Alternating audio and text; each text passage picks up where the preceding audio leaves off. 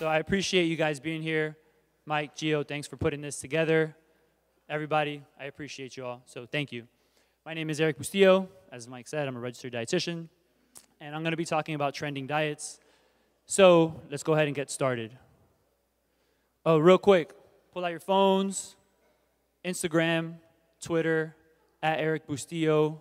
Follow me. I'll show you some love. Show me some love. I appreciate it. And my email is erikthedietitian@gmail.com. Hit me up. We can talk. Thank you. So this is a little bit about me. My MySpace, I deleted it. Sorry, guys. Just a little bit about me really quick. RD, sport nutrition, personal trainer.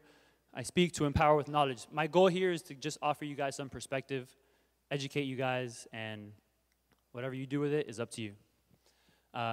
Who's an athlete in here? Like, for real, you're an athlete. Who thinks they're an athlete? Right?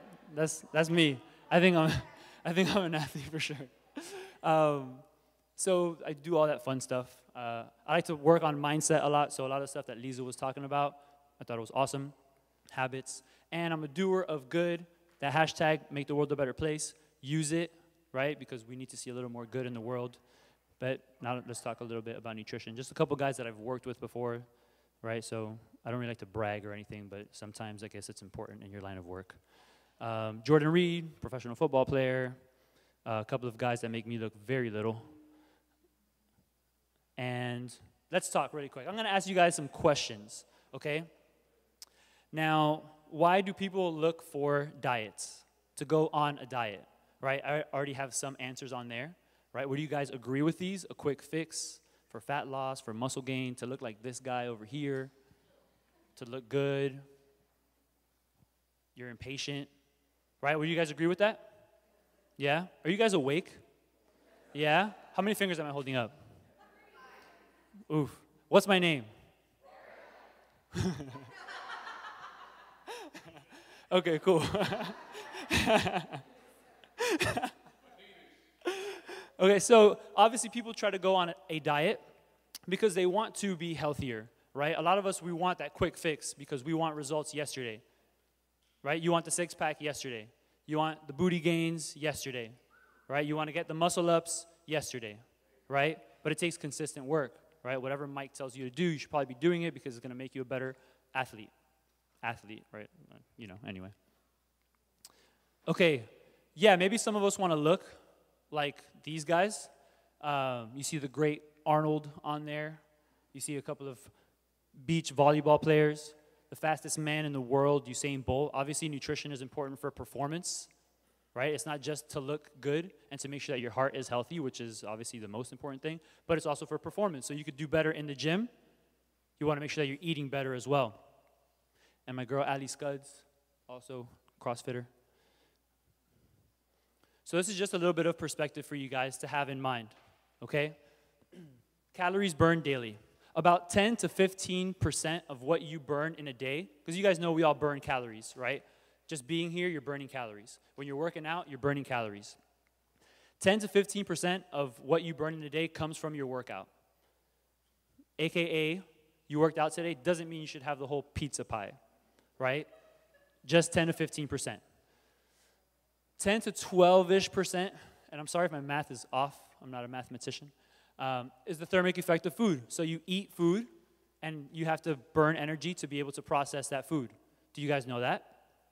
Yes? Who's heard of negative calories before? Negative calorie foods? Raise your hand. Okay, who believes in negative calorie foods? No judging if you do, no judging if you don't. Nobody believes in it. Cool, they're not real.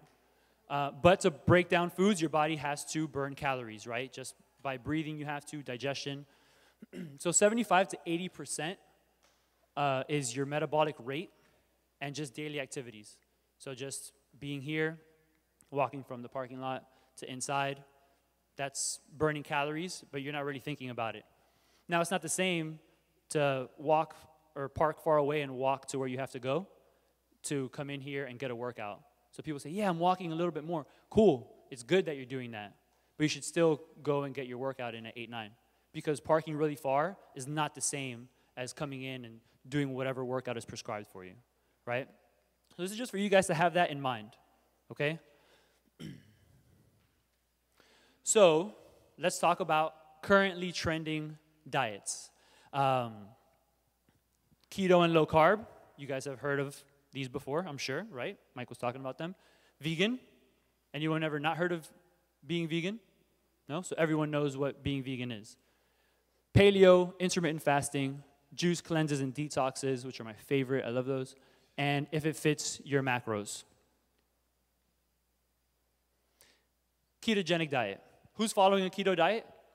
Raise your hands. One person? Okay, cool. So for those who don't know what keto is, it's a very high-fat diet. Almost to the point where it's just very uncomfortable. But some people can do it, right? Keep in mind, I'm not going to make fun of people. I might make fun of the diet or the idea behind the diet, but not trying to hurt anybody's feelings in here. I love you guys, okay? The pros behind ketogenic diet. By the way, really quick, I threw low carb in there because ketogenic diet is low carb, but they're not one and the same, because it could be low carb and just really high protein. Ketogenic diet is just really, really high in fat, okay? Some pros from the ketogenic diet. Improved body composition, right? Burning fat, maintaining muscle, awesome, sounds good. Improved blood markers, right? So studies have shown that people have improved their hemoglobin A1C, which is a measurement of your blood sugar over the last 3 months. That's usually what doctors will use to say, hey, you're diabetic, you're pre-diabetic, or you're good. Lipids, so cholesterol, triglycerides, and insulin levels. Feeling satiated, so feeling full. That's one of the secondary effects of a ketogenic diet.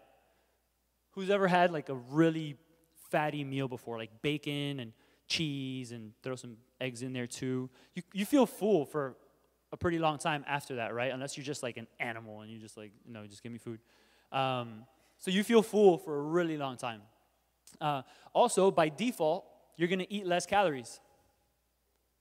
Less calories sounds good if you're looking for some kind of fat loss or weight loss. But because you're feeling full, you're going to consume less calories. Even though fat is the highest as far as macronutrients, it yields the most amount of calories per gram, because 1 gram of fat gives you 9 calories. Carb and protein is only 4 calories for 1 gram. So you're getting double plus a calorie for fat. And just a side note, alcohol is 7 calories per gram, FYI. So think about that next time you drink. The not so pros behind the ketogenic diet, or the cons, or the whatever you want to call it. Sustainability. Who can really eat very high fat? By definition, ketogenic diet means that at least 70% of your diet is coming from fat. Avocado, nuts, maybe bacon, and whatever else you decide to eat, but 70%.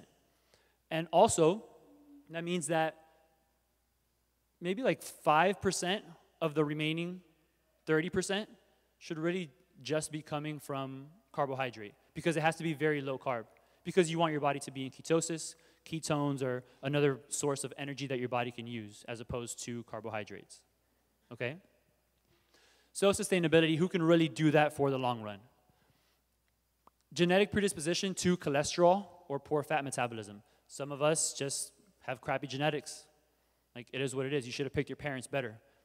But what can you do about that? Nothing, right? So change your lifestyle. So if your parents have a history of heart disease, then maybe you shouldn't follow keto, right? Or maybe you can, right? Because studies keep on coming out and it's very conflictive. But there are some individuals who have a genetic predisposition to not doing very well with high-fat foods.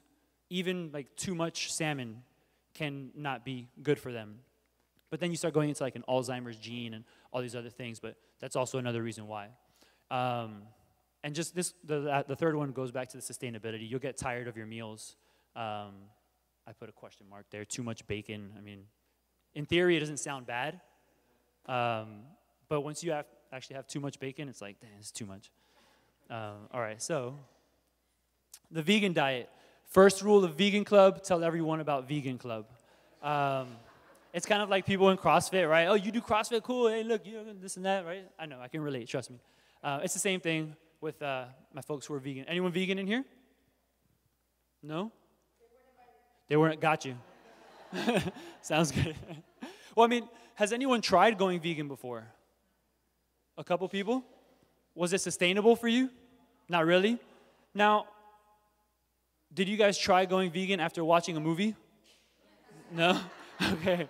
Because I find that a lot of people did, right? They saw this one movie that was very wrong. They just kind of like took data and like made it their own thing. And then everyone and their mom is a vegan. So whatever, cool. But there's nothing bad about the vegan diet. I can say that. Vegan just means nothing from an animal. No cheese, no egg, no milk, unless it's like from a nut, almond, rice, whatever. Pros, high vegetable consumption. I agree with Lisa. We don't eat enough vegetables, myself included. The registered dietitian, the expert, the guy that knows everything. I don't eat enough vegetables. So, high fiber. By default, you're eating more vegetables, you're getting more fiber. Most of us don't get enough fiber, especially men. What are the benefits of fiber? Improved cholesterol. It decreases your risk for colorectal cancers. Nobody wants cancer, right? So, eating higher fiber.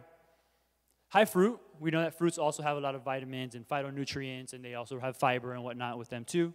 And you tend to eat less calories when you go on a vegan diet. You just tend to not really overeat on things. You're just eating like a boatload of vegetables, and you get full. Because, hey, guess what? More fiber. Fiber keeps you feeling full. Awesome. The not-so-pros. There is potential for vitamin deficiency. If it's not done properly, there's potential for this vitamin deficiency. So any vegan that's going to listen to this, wherever the cameras are, right? I'm telling you right now, you can do it fine. One argument vegans make is, that's not true. You can always get the vitamins and the protein that you need.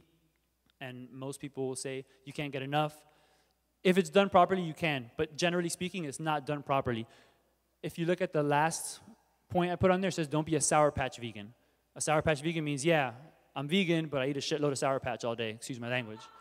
So obviously that's not really going to that's not going to help the waistline or whatever your goals are. Not enough nutrients. There's also potential for suboptimal protein intake because animal proteins are high in biological value, but you can still get plenty of beans. You can use protein powders and so on and so forth.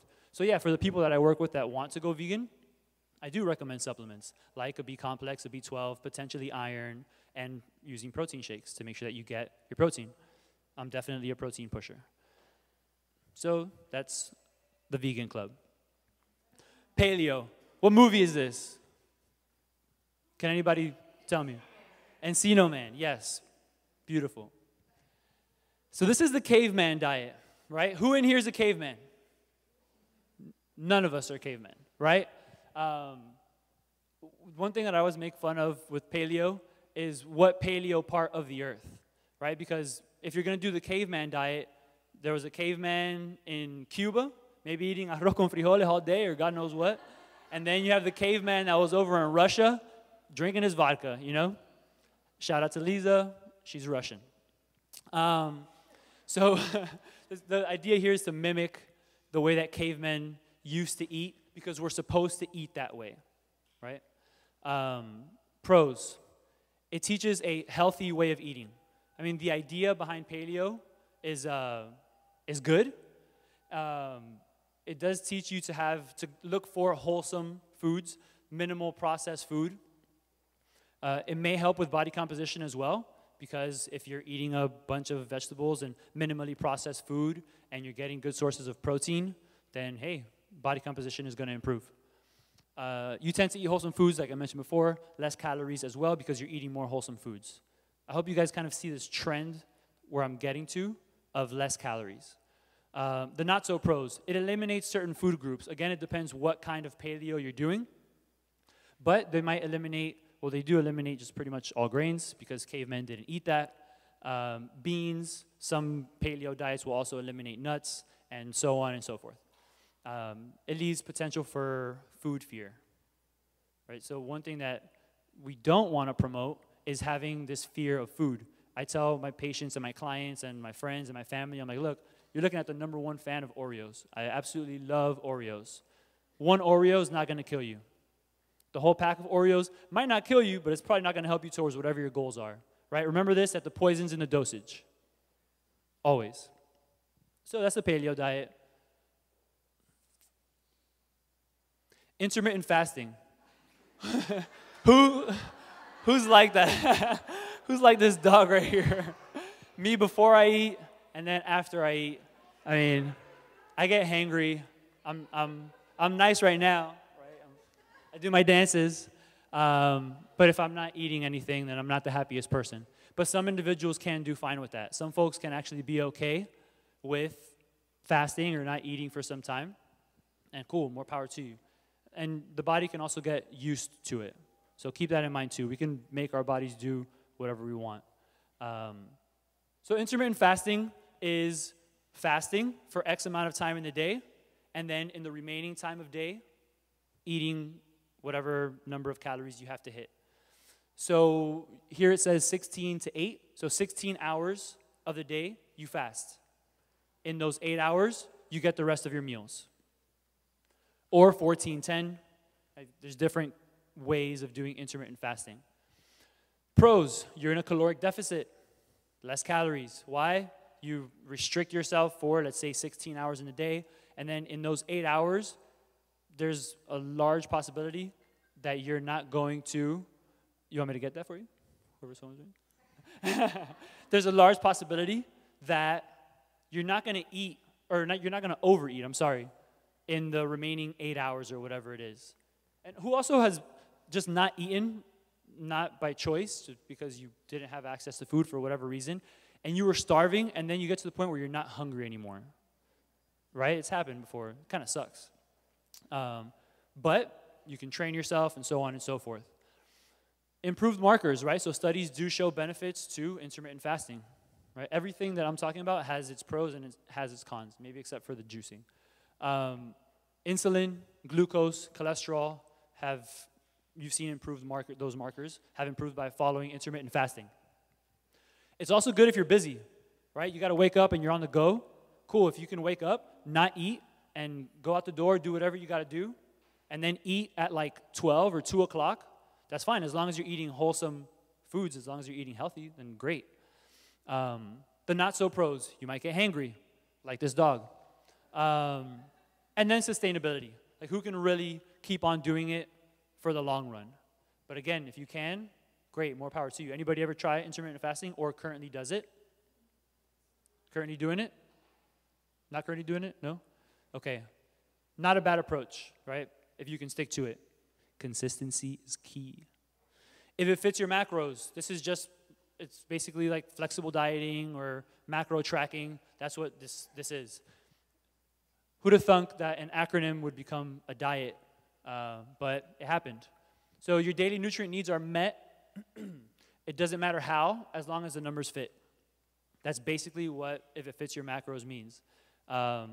And seeing someone like Lisa can set up and calculate your macros for you, and then boom, you know exactly what to do, right? So the pros behind if it fits your macros, you have variety, right? It made like Pop-Tarts trendy again, because people say, hey, I'm still eating Pop-Tarts and losing weight, or I'm eating cookies and losing weight, which yes, you can do that. It's easy to maintain as long as you're able to understand what you're doing. It's effective. It works. It keeps your calories in check, right? And then it's also educational because now you learn portion sizes. You learn what's optimal for you to consume, right? It does take some work, right? You got to go tracking. You got to look and see, and maybe some of us have to weigh things out and go learning all those things. But if you're able to do that, then it works. The not-so-pros, it could be tedious because I don't feel like tracking, right? The cool thing is if you learn how to track, then that's it. Once you learn it, and you can continue doing it forever and ever and ever, cool, you're chilling. Use it as an excuse to eat poor quality because it doesn't matter what you eat as long as it fits your macros. But usually what happens if it fits your macros, a lot of folks don't get enough fiber. And then if you're not getting enough fiber, that could lead to other issues. Again, the cholesterol, not going to the bathroom regularly, potential risk of cancers, and so on and so forth. And I put on there the Pop-Tart diet, similar to the Sour Patch Vegans. Don't necessarily be a Pop-Tart if it fits your macros, unless it fits your macros. Yeah, detoxes and cleanses. Not a fan. Your body does that for you already. You have kidneys, you have liver, you have lungs that breathe, and you have your skin that detox for you already. You don't have to go on a detox. Maybe you were eating like crap over the weekend. I mean, just get right back on it afterwards. Yeah, drink a little bit more water, but don't go into the fit tea thing and all that. Thank you, City of Miami firefighters. Love you guys. Appreciate it. Let's give them a hand. Thank you. Taking the time out of their day. So the pros behind a detox or a cleanse is that you're in a caloric deficit, because here, drink this whatever, and that's it. Like, just drink whatever I'm giving you. The not so pros, I mean everything else, right? Like, you can't really stick to a detox or a cleanse always and forever kind of thing. What was the trend with everything that I was pretty much talking about? There's some kind of a caloric deficit, right? So having less calories will help with everything else. Will help with weight loss, right? It'll help with improving sugar. It'll help with improving cholesterol and triglycerides and so on and so forth. It's not the magic behind the vegan diet. It's not the magic behind paleo. You're just probably eating better quality and less of everything else, right? Just a quick example. Let's say maybe you have to eat 1,500 calories a day, but you're consuming 2,100. You're not going to get results. Now you just start eating better and eating less. Voila, it worked. So less calories. The problem over time is increased calorie consumption, right? We just tend to eat too much as a society. United States of America, we love more. More is always better. Bigger is always better, and so on and so forth. There are no quick fixes. Let me see. So this chart actually shows us as a percentage that we have not started to eat more of anything, really, as a trend. So it starts back in 1971, and it ends in like 2010. But we've seen obesity rates go through the roof, because 70% of the population is obese, and 30% of that 70% is obese. Is that right? Yeah? They're overweight, and then 30% is obese. But look, what happened here? We just started eating more food in general. And of course, food quality probably isn't that great, right? Like eating organic is much better, and cage-free and hormone-free and all those things. It's better. But the bigger picture is that we're just eating too much, too many calories at the end of the day. So this was an interesting thought. Honorable mentions, the blood type diet. If anyone tells you it's the greatest thing, don't believe them. Carb cycling, that's pretty much just timing your carbohydrate consumption around like workouts and that kind of thing. You play with your carb intake. Not eating after 6 p.m., that's a very common thing. Also not true. And gluten-free, unless you need to. If you're intolerant to it, then yeah, don't have gluten. Or if you have celiac disease, don't have gluten. But someone like myself that can have gluten and feel okay after having it, hey, I'm fine. Right, so a lot of people did gluten-free because it was a trend and they were looking for weight loss, and they actually ended up gaining weight and so on and so forth. At the end of the day, too many calories coming in. Takeaway points: constant overconsumption is no good, right? And that's what we tend to do. We tend to get too many calories coming in. Physical activity has to happen. Obviously, you guys are in here at 8, 9, so it's awesome. You're in here working out, doing your thing, building muscle, working out your heart. Excellent. There is no magic pill, except for having that consistency of a very good diet. Consistency and adherence are the longevity keys. So consistency and sticking to it is where it's at. And then one more time, in case you guys didn't get my info, here it is again. And thanks for your time. Thank you, Erik. All right, guys.